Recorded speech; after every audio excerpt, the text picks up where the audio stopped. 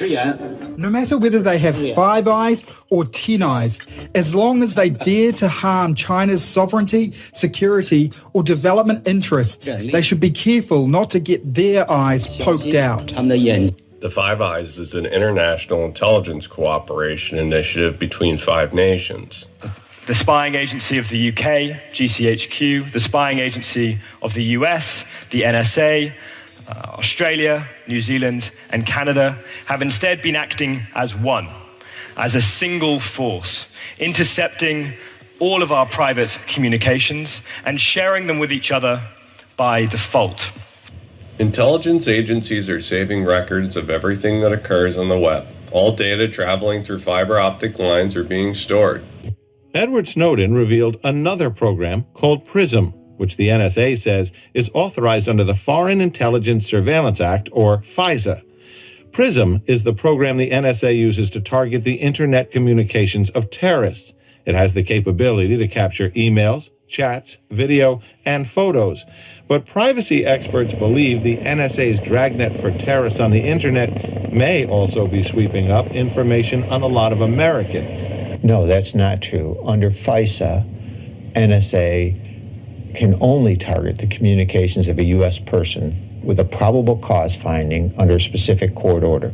The agencies maintain that they are only doing this to capture criminals. The NSA, for instance, will tell you that they never spy on citizens unless there's a warrant. However, there is some truth to this fact. The fact is the Five Eyes allows the nations to spy on each other's citizens and then share the information. It's just organizational mess. This international organization has the capability to know everything about everyone. It's a close-knit group with a strong sense of camaraderie and shared ideology. Principally to talk about the subject, because when I was first introduced to Five Eyes, probably about 30 years ago, you were sworn to this cone of silence. You couldn't even tell your wife that you had heard of this thing called Five Eyes. And when you went off to meet someone who came to your office and pulled down all the shades to have a chat with you, you began to realize, somehow you were getting information that other people weren't. A secret organization with the same set of beliefs. I'm not oblivious to the fact that we need intelligence and espionage to protect ourselves. These organizations serve a purpose. But why are they storing the data of innocent people? They say that they only use this data to protect us. Take a look around. Examine some of the people who have benefited from international policies and some of the people who spoke out against the status quo. Consider the consequences. Do you believe that this data is only used for our protection, or is it leveraged in other ways to further an agenda unbeknownst to us? Backdoor to collect data from data centers of these different companies when they could have gone through the front door. And the relationship is bad. It's really bad. What do you say to these executives? What can the U.S. government do today to begin to repair that breach of distrust? Get over it, right? Get over it. Is there anything more concretely that we can do? No. Because they're not over it. No, and they shouldn't be over it because it's done great harm. And I get it. I mean, we talked a little bit before we came in here about what Google and Apple are doing with regard to unbreakable encryption, right? The FBI is not going to be able to read Tony Soprano's cell phone unless they go to Tony and ask him for the key. And that's essentially what they're going to do. Do I object to that as an intelligence professional? Yes. Okay. Do I understand that based upon Google and Apple's business model? Absolutely. Okay. So let's unpack some of the things you brought up about you guys are just like the Chinese. Actually, we're not. We're actually much better than they are. But we self-limit. I freely admit, NSA steals stuff. And we're really good at it. And we're better than the Chinese. But we steal stuff to keep you free and keep you safe. We do not steal stuff to make you rich. And there are 4 other countries I know of in the world who could say those last 2 sentences and have them be true. Everyone else steals for commercial advantage. And the distinguishing characteristic between ourselves and the Chinese is not that we conduct electronic surveillance, because we do. It's that we conduct electronic surveillance for far more narrow purposes than the Chinese do. And so that is an important distinction that should not be lost. And you're probably getting the message here that I'm saying we steal stuff through electronic espionage without apology. And I am. So that's one. Power corrupts, and absolute power corrupts absolutely.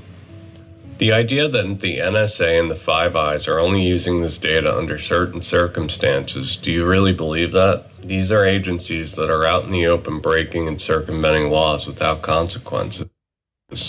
Incident in particular, how? True. Absolute power absolutely will not be given up without a fight. Okay? That's true. How exactly did the U.S. government get this Bitcoin back? Yes, absolutely. I mean, it's a very interesting topic. We, at Elliptic, we're in the business of tracking the flow of funds in the blockchain. And what we've seen here, unfortunately, is just another event in ransomware. And so at Elliptic, we've done some key work in order to label the addresses that were used by the dark side ransom team here on the Colonial Pipeline. This information that we were able to provide in our tools ultimately led to law enforcement to trace the funds in the Bitcoin blockchain and ultimately identify which wallets were used for the attack and the ransom payments. In a ransomware attack, how common is it to get the money back, whether it's paid in cryptocurrency or not? I would say it's definitely not frequent, and also it's very rarely publicly known. In fact, the payment of the ransoms themselves are very rarely publicly known. I think in this particular instance, some amazing work was done by the FBI and the Department of Justice, and they were able to effectively catch the Bitcoin as they were moving straight into a wallet for which they held the private keys.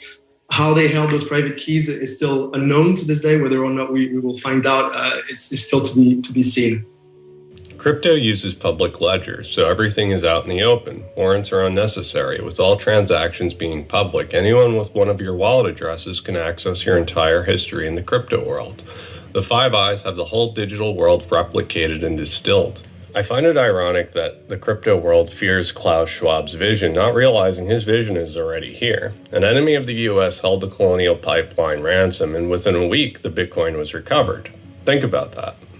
Now, I ask you the question, if you got ejected out of the third biggest country in the world, or if I denied you privileges to live in any of the 5 largest countries in the world, would your life go on? Probably.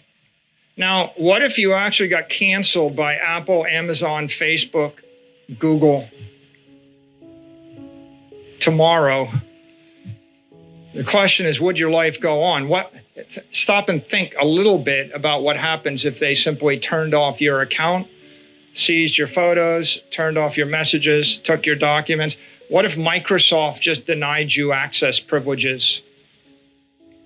Could you run a business? Could you work?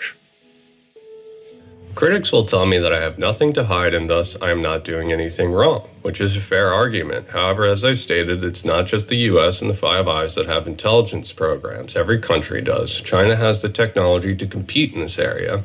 There's a cyber war going on and you're the collateral damage. You have no idea who is who on social media because people can be whoever they want to be. For Canada, some of our most important relationships in the world, not just with the United States, Britain, Australia, New Zealand.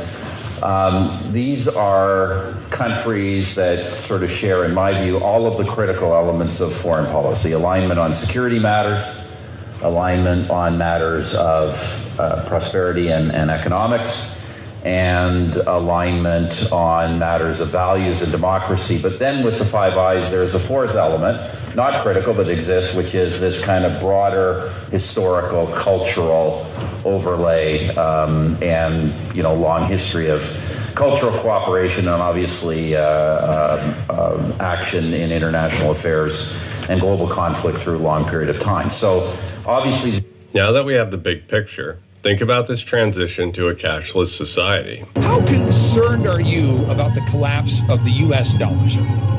I'm very concerned. And it's more than just the U.S. There's a thing called the B.R.I.C.S nations. B.R.I.C.S stands for Brazil, Russia, India, China, South Africa. And what happened in 2021, I believe, when we abandoned Afghanistan, on that day, Saudi Arabia shifted allegiances from America, trading in dollars, petrodollars. Saudi Arabia switched sides to China and Russia. It's the end of the dollar system. So the end is near for the US dollar. My concern is it's going to wipe out stocks, bonds, mutual funds, ETFs. Just for my generation, the boomer generation, we're in serious trouble. Rapid changes are taking place in the global monetary system that may affect the international role of the dollar in the future. That now service will be coming online in 2023.